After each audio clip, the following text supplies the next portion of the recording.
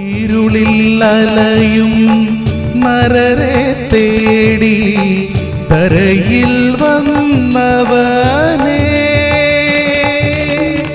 കരകൾ പാപക്കരകൾ ക്രിസ്തുയേശുവിന്റെ നിസ്തുല്യ നാമത്തിൽ ശുഭസന്ദേശത്തിലേക്ക് സ്വാഗതം. വിശുദ്ധ വേദപുസ്തകത്തിൽ യോഹന്നാൻ എഴുതിയ സുവിശേഷം 15-ാം അധ്യായം 4-ാം വാക്യത്തിൽ നാം ഇപ്രകാരം വായിക്കുന്നു: എന്നിൽ വസിപ്പീൻ, ഞാൻ നിങ്ങളിലും വസിക്കും. കൊമ്പിന് മുന്തിരിവള്ളിയിൽ വസിച്ചിട്ടല്ലാതെ സ്വയമായി കായ്പാൻ കഴിയാത്തതുപോലെ എന്നിൽ വസിച്ചിട്ടല്ലാതെ നിങ്ങൾക്ക് കഴിയുകയില്ല. കർത്താവായ യേശുക്രിസ്തുവിൽ വിശ്വസിക്കുന്നവൻ രക്ഷിക്കപ്പെടുന്നു. പരിശുദ്ധാത്മാവാൻ ദൈവം അവനിൽ വസിക്കുകയും ചെയ്യുന്നു.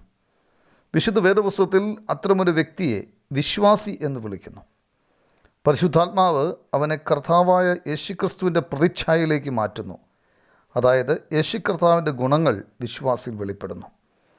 ഒരു യഥാർത്ഥ വിശ്വാസി കർത്താവായ യേശുക്രിസ്തുവിൻ്റെ കൂട്ടായ്മയിൽ തുടരുകയും കർത്താവായ യേശുക്രിസ്തുവിൽ നിന്ന് തൻ്റെ ജീവിതത്തിന് കൃപയും കരുണയും പ്രചോദനവും സ്വീകരിക്കുന്നു.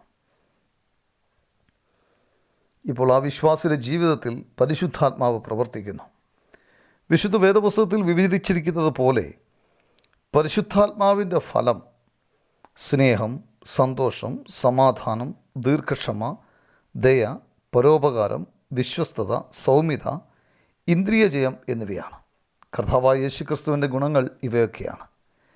വിശ്വാസി ലോകത്തിൽ സുവിശേഷ പ്രചരണത്തിൻ്റെയും ദൈവകൃപയുടെയും പ്രകടനത്തിന് സാക്ഷ്യം വഹിക്കുന്നു.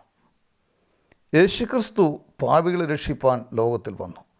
നമ്മുടെ പാപത്തിന് പരിഹാരമായി അവൻ ക്രൂശിൽ യാഗമായി തീർന്നു.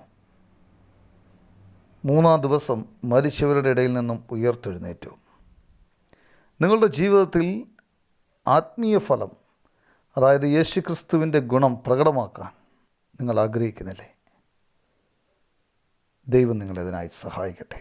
ആമേൻ.